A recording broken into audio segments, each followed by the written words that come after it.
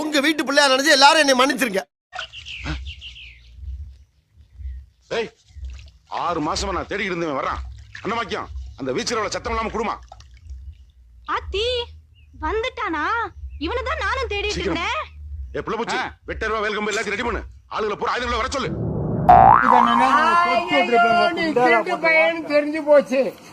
வணக்கம் மக்களே, today topic என்னன்னு பார்த்தீங்கன்னா குழந்தைக்கு பேர் வைக்கிற விழா தான். அது நீங்கள் தமிழனே பார்த்து வந்திருப்பீங்க. அதனால நான் வந்து திரும்ப மொக்க போட விரும்பல. நிஷாவை மேக்கப் பண்ணி ரெடி ஆகிட்டாங்க. முதல்ல உங்க பேர்லாம் தெரிஞ்சுக்கணும்னு ஆசைப்படுறேன். உங்க பேர் என்ன?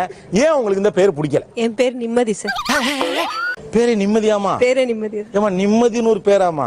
என்னமா பேரே ரொம்ப வித்தியாசமா இருக்கேம்மா. நாங்க யாரும் அது போலலாம் பேர் வைக்க மாட்டோம். நீங்க எதுவும் கவலைப்பட வேண்டாம்.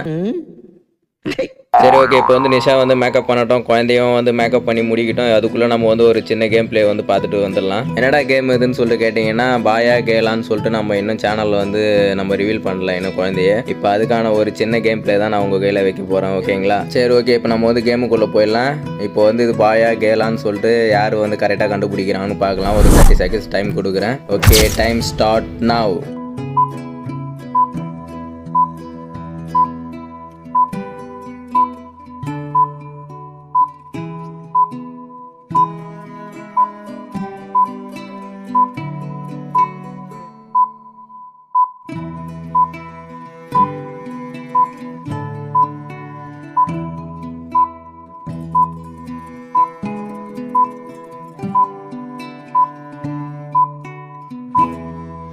யார் கரெக்டாக கண்டுபிடிச்சாங்கன்னு எனக்கு சரியாக தெரியல. யாரெல்லாம் கரெக்டாக கண்டுபிடிச்சிங்களோ அவங்களாம் வந்து கமெண்ட் பாக்ஸில் கண்டிப்பாக வந்து கமெண்ட் பண்ணுங்கள்.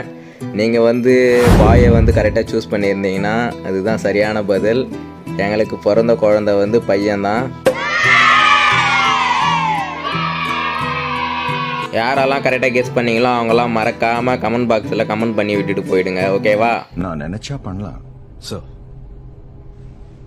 ஆனா பண்ண மாட்டேன்.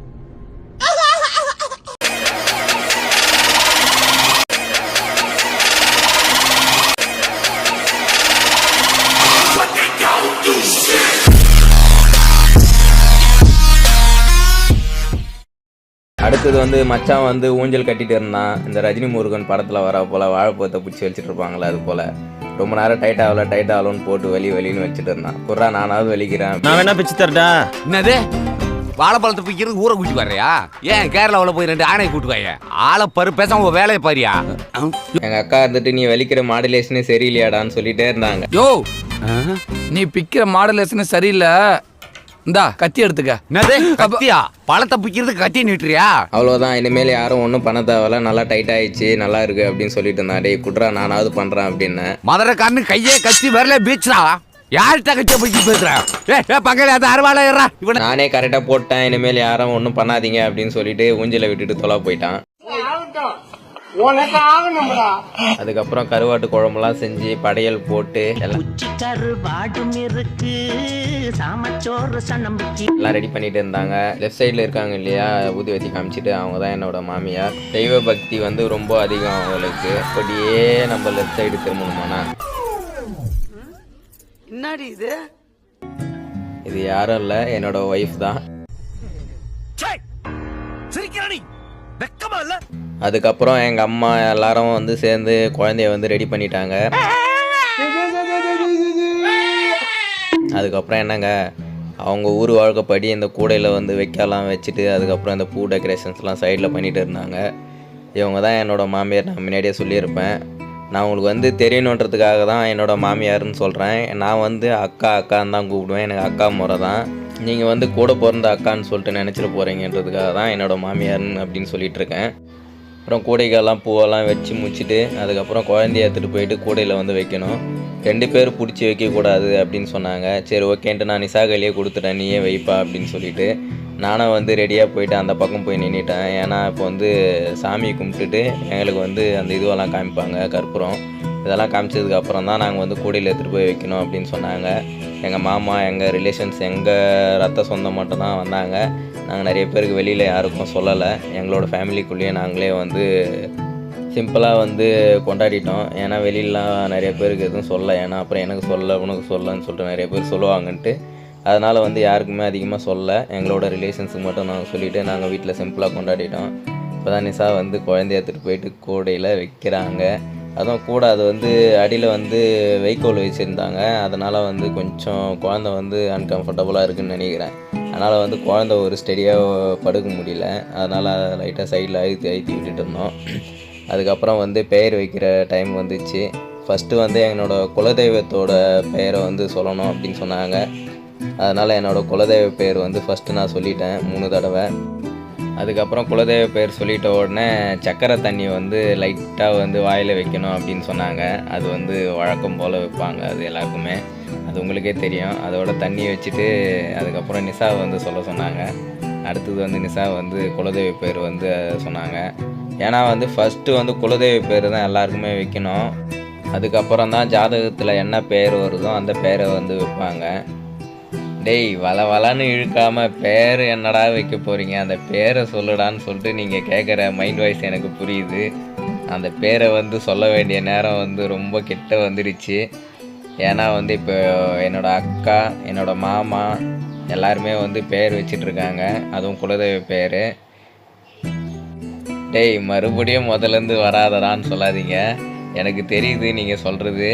கண்டிப்பாக நான் என்ன பேருன்னு சொல்கிறேன். 3 பேர் வந்து சொல்கிறேன், அதில் என்ன பேருன்னு சொல்லிட்டு நீங்களே சூஸ் பண்ணுங்கள்.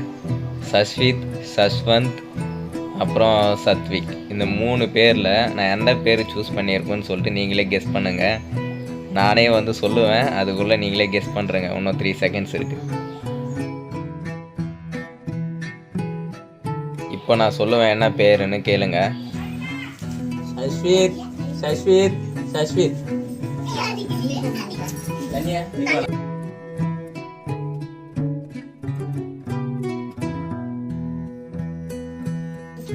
சஷ்வித், சஷ்வித், சஷ்வித்.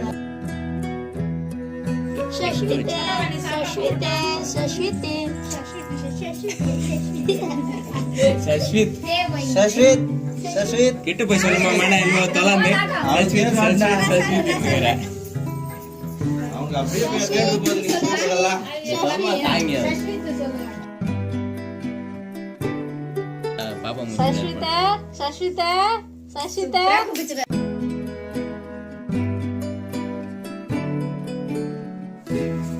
சஷ்வித், சஷ்வித், சஷ்வித், சஷ்வித், சஷ்வித்.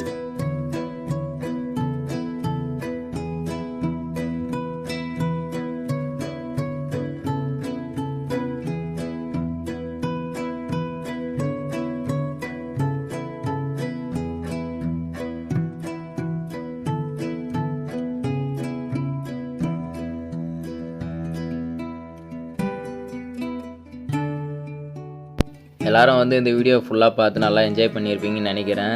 3 மந்த் ஆகிறதுக்குள்ளே குழந்தையோட ஃபேஸை காமிக்கக்கூடாது அப்படின்னு சொல்லியிருந்தாங்க. 3 மந்த்துக்கு அப்புறம் நான் கண்டிப்பாக வந்து குழந்தையோட ஃபேஸை வந்து நான் ரிவீல் பண்ணுறேன், ஓகேவா? அதுக்காக தான் நான் வந்து குழந்தையோட ஃபேஸை வந்து காமிக்காமல் ப்ளர் பண்ணி போட்டிருக்கேன். அதுக்காக எதுவும் யாரும் தப்பாக நினைக்க வேணாம், ஓகே? குழந்தை வந்து நல்லா ஆரோக்கியமாக நல்லா அழகாக இருக்குது, அதெல்லாம் ஒன்றும் பிரச்சனை இல்லை. சரி, ஓகே காய்ஸ், சப்ஸ்கிரைப் பண்ணிவிடுங்க மறக்காமல். ஓகே, பாய்.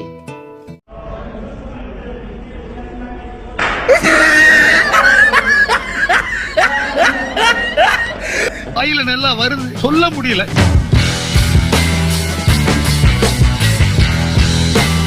நெக்ஸ்ட் மீட் பண்றேன்.